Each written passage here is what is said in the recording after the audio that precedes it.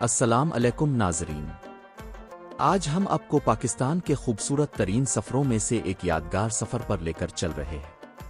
آج کا ہمارا سفر خیبر پختونخوا کے تاریخی شہر پشاور سے شروع ہوگا اور مردان، درگئی، ملاکنڈ کے پہاڑی راستوں سے ہوتا ہوا باب سوات تک پہنچے گا۔ آج کی اس ویڈیو میں اپنا صرف خوبصورت مناظر دیکھیں گے بلکہ راستے میں آنے والے شہروں کی تاریخ، ثقافت اور اہم معلومات بھی جانیں گے۔ ہم پشاور سے سوات کی جانب روانہ ہوئے۔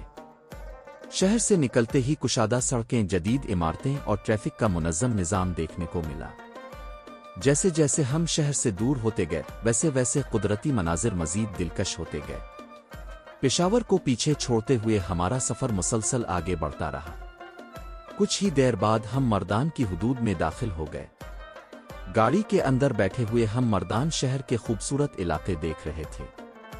دونوں جانب جدید مارکیٹیں اور کاروباری مراکز نظر آ رہے تھے۔ ناظرین، مردان خیبر پختونخوا کا دوسرا بڑا شہر ہے۔ اس کی زمین انتہائی زرخیز ہے، اسی لیے یہاں گندم، گنا، تمباکو اور مختلف فصلیں بڑی مقدار میں پیدا ہوتی ہیں۔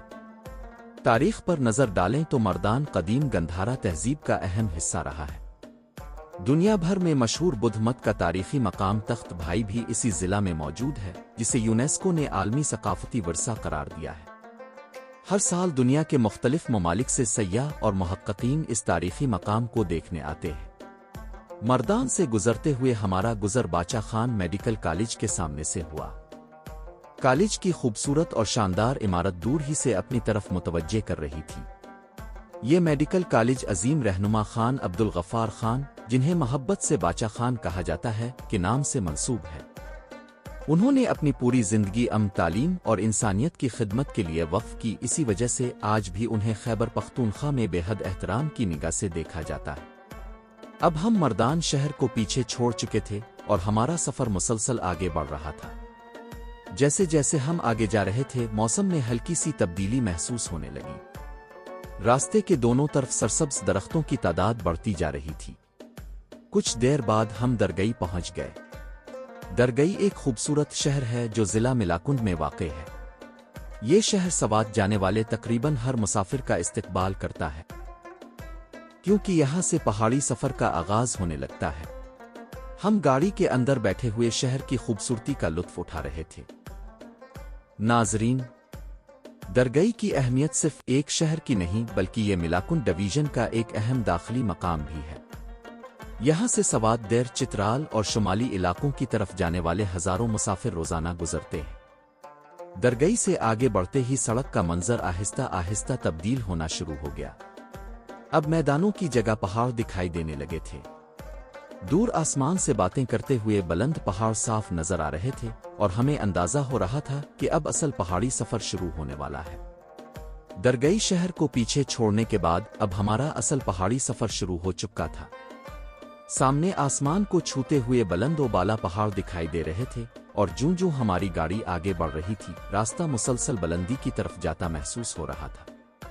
چند ہی منٹوں میں ہم ملاکنڈ پاس کے پہاڑی سلسلے میں داخل ہو گئے۔ یہ وہ مقام ہے جہاں سے خیبر پختونخوا کے خوبصورت پہاڑی علاقوں کی اصل جھلک نظر آنا شروع ہو جاتی ہے۔ یہاں جگہ جگہ تیز موڑ، مسلسل چڑھائیاں اور گہری ڈھلوانیں موجود ہیں۔ اگر ڈرائیور ذرا سی بھی غفلت کرے یا تیز رفتاری اختیار کرے تو کسی بھی وقت بڑا حادثہ پیش آ سکتا ہے۔ اسی لیے ہم تمام مسافروں اور ڈرائیور حضرات سے گزارش کرتے ہیں کہ جب بھی ملاکنڈ کے اس پہاڑی راستے پر سفر کریں تو ہمیشہ رفتار کم رکھیں، اوورٹیک کرنے سے گریز کریں اور ہر موڑ پر پوری توجہ کے ساتھ گاڑی چلائیں۔ ناظرین، یہ سفر جتنا خوبصورت ہے اتنا ہی ذمہ داری اور احتیاط بھی مانگتا ہے۔ جیسے جیسے ہماری گاڑی بلندی کی طرف جا رہی تھی، نیچے وادیاں چھوٹی ہوتی جا رہی تھیں۔ دور دور تک سرسبز پہاڑ، قدرتی چٹانیں اور گھنے درخت ایسے محسوس ہو رہے تھے جیسے کسی خوبصورت فلم کا منظر ہو۔ کہیں پہاڑوں کے درمیان چھوٹے چھوٹے گاؤں نظر آ رہے تھے، کہیں مقامی لوگ اپنی روزمرہ زندگی میں مصروف تھے، جبکہ کہیں بکریوں اور بھیڑوں کے ریوڑ پہاڑوں پر چل رہے تھے۔ ٹھنڈی ہوائیں گاڑی کی کھڑکیوں سے اندر آ رہی تھیں اور ہر گزرتا لمحہ سفر کو مزید خوشگوار بنا رہا تھا۔ ناظرین، ملاکنڈ صرف قدرتی حسن ہی نہیں بلکہ تاریخی لحاظ سے بھی انتہائی اہم مقام ہے۔ برطانوی دور میں یہاں ایک مضبوط قلعہ تعمیر کیا گیا تھا جسے مالاکن فورٹ کہا جاتا ہے۔ سن 1897 میں اسی علاقے میں برطانوی فوج اور مقامی قبائل کے درمیان ایک مشہور جنگ لڑی گئی جسے تاریخ میں مالاکن کی جنگ کے نام سے یاد کیا جاتا ہے۔ اسی تاریخی اہمیت کی وجہ سے آج بھی دنیا بھر کے محققین اور سیاح اس علاقے میں دلچسپی رکھتے ہیں۔ بلند پہاڑ، مسلسل چڑھائیاں، تیز موڑ اور قدرتی حسن کا ایسا امتزاج شاید ہی پاکستان کے کسی اور راستے پر دیکھنے کو ملے۔ کافی دیر کے اس خوبصورت مگر احتیاط طلب سفر کے بعد ہم چکدرا پہنچ گئے۔ چکدرا ایک خوبصورت قصبہ ہے جو دریائے سوات کے کنارے آباد ہے۔ یہ مقام سوات دیر اور چترال جانے والے تمام مسافروں کے لیے ایک اہم گزرگاہ سمجھا جاتا ہے۔ یہاں موجود تاریخی چکدرا فورٹ بھی اپنی الگ اہمیت رکھتا ہے جو برطانوی دور میں تعمیر کیا گیا تھا۔ چکدرا سے آگے بڑھتے ہی ہمیں دور سے ایک خوبصورت اور شاندار گیٹ دکھائی دیا۔ یہ تھا باب سوات۔ ناظرین، یہ وہ مقام ہے جہاں پہنچ کر ہر سیاح خوشی محسوس کرتا ہے کیونکہ یہی گیٹ خوبصورت وادی سوات کا استقبال کرتا ہے۔ تقریباً ہر آنے والا سیاح یہاں اپنی گاڑی روک کر تصاویر اور ویڈیوز ضرور بناتا ہے کیونکہ باب سوات اس خوبصورت وادی کی شناخت بن چکا ہے۔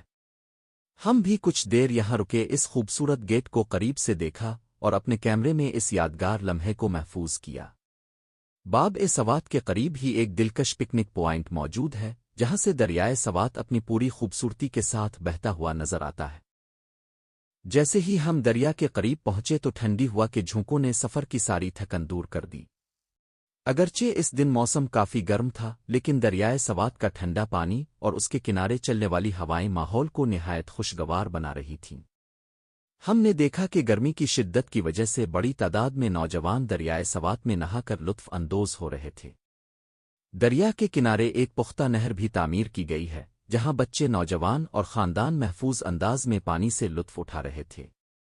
کچھ نوجوان نہر میں نہا رہے تھے جبکہ کچھ براہ راست دریائے سوات کے ٹھنڈے پانی میں اتر کر کہا رہے تھے۔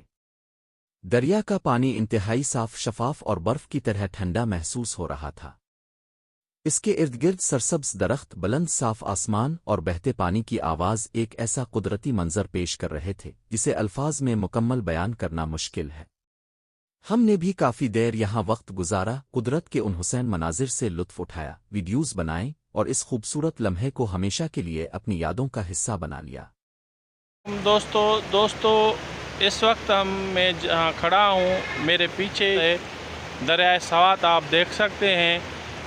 یہ دریائے سوات کی یہ پوائنٹ ہے، پکنک پوائنٹ ہے جہاں پہ پاکستان کے مختلف علاقوں سے لوگ آئے ہیں، اس دریائے سوات میں نہا بھی رہے ہیں اور گھومنے آئے ہیں۔ موسم اچھا ہے، اتنی گرمی بھی نہیں ہے نہ ہی سردی ہے، تو موسم جو ہے وہ بالکل صحیح ہے۔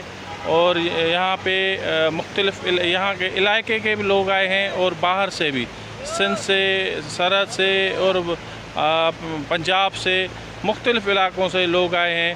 اکثر نوجوان جو ہیں یہ دریائے سوات میں نہا بھی رہے ہیں، چھلانگیں لگا رہے ہیں اور بہت انجوائے کر رہے ہیں۔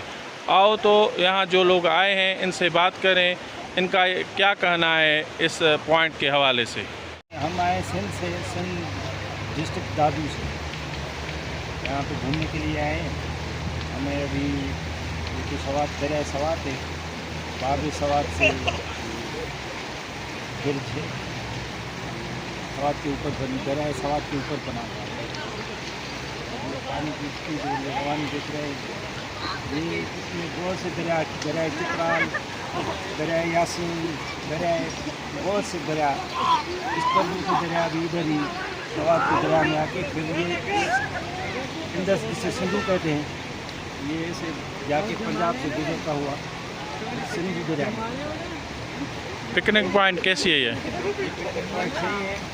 ابھی یہاں پہ دادو سے اور پشاور سے گرمی یہاں پہ کم ہے، ابھی کچھ گرمی کا ٹیمپریچر وہ کم ہوا ہے، کچھ لگ رہا ہے ایسے، یہاں کی ہوا لگ رہی ہے دریا کی، تو وہ ٹیمپریچر ابھی نارمل ہو رہا ہے۔ ابھی جیسے آگے جائیں گے تو جیسے ٹھنڈا ہوگا۔ انشاءاللہ ہمارے اگلے ولاگ میں ہم آپ کو بابن سوات سے مالم جبہ تک کا مکمل سفر دکھائیں گے۔ ہم آپ کو بتائیں گے کہ راستہ کیسا ہے، کہاں کہاں خوبصورت مقامات آتے ہیں، موسم کی صورتحال کیا ہوتی ہے، کون سی جگہیں ضرور دیکھنی چاہیے، اور معلم جبہ پہنچ کر کون کون سی تفریحی سرگرمیوں سے لطف اٹھایا جا سکتا ہے۔ اس لیے اگر آپ سوات کی سیر کا ارادہ رکھتے ہیں تو ہمارا اگلا ولاگ ضرور دیکھیے، کیونکہ اس میں ہم بہت سی اہم معلومات آپ کے ساتھ شیئر کریں گے۔